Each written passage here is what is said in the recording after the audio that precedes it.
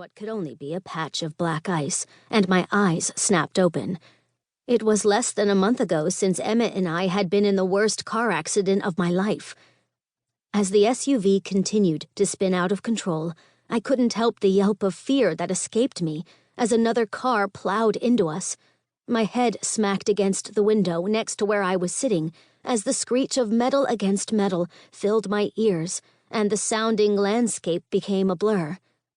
The collision pushed us into the guardrail on the side of the road. Thankfully it held, and we didn't end up down in the ditch, not that the vehicle was drivable anymore anyway. Groans coming from the guys were the first thing I heard as I became aware of my surroundings once again. As I looked around, I noticed scorch marks on the side where both Emmett and Nolan were sitting.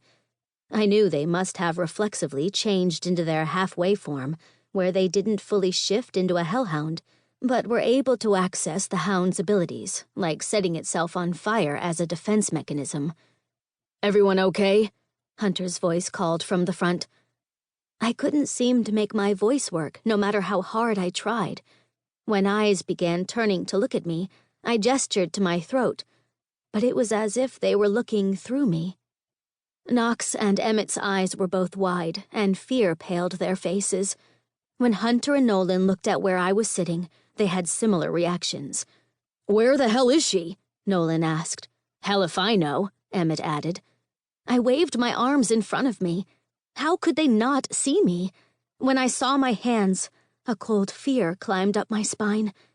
They were dark and almost ghostly, as if I were made up of smoke or something.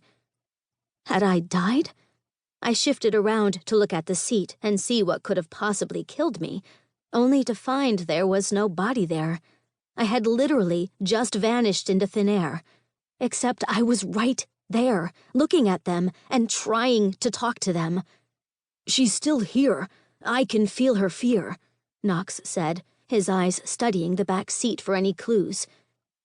As though his very words had given it even more power, the fear I felt inside, like a brick of ice, seemed to grow, expanding to the point that it touched my limbs and neck, which only made me even more scared. Emmett cocked his head like a dog listening to a strange sound. "She's terrified." "Oh my God, are you guys okay?" A strange voice sounded through one of the broken windows. All their attention snapped to the source of the sound, and I felt them all go on alert, ready for a potential attack. Although, if it were me, I wouldn't have announced myself before attacking, but maybe that was because I watched too many horror movies. I'd never understood why the main character always called out to the killer. "We're fine," Hunter ground out. "Are you okay?" "The car's totaled, but we're fine. You guys just appeared out of nowhere. I swear I didn't have any idea there was someone in front of me. And then there you were, spinning like a ballerina. I'm so sorry," the owner of the strange voice said as he finally came into view. He was older, maybe in his 50s or 60s, and balding. His plain button-down shirt was neatly tucked into his khakis and had a name tag pinned to it that read, Bob P. Knox's phone was already up to his ear, and I could hear the dispatcher answer on the other end before he quickly explained the situation. No ambulance needed, just 2 tow trucks and a police officer to take statements of what happened. Surprisingly, the crash had already been reported by someone else, and the dispatcher let Knox know that the police officer should be there within a few minutes. Hunter spoke with the driver of the other vehicle, and Knox with the dispatcher, while I just sat there invisible. How the hell was I supposed to fix it when I didn't know what happened in the first place?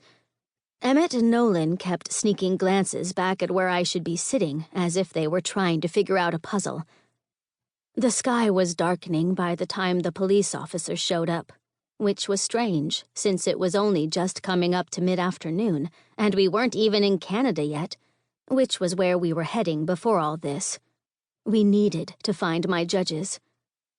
As the future queen of hell, I had to bring my own team in with me, hellhounds and judges to decide which souls went where.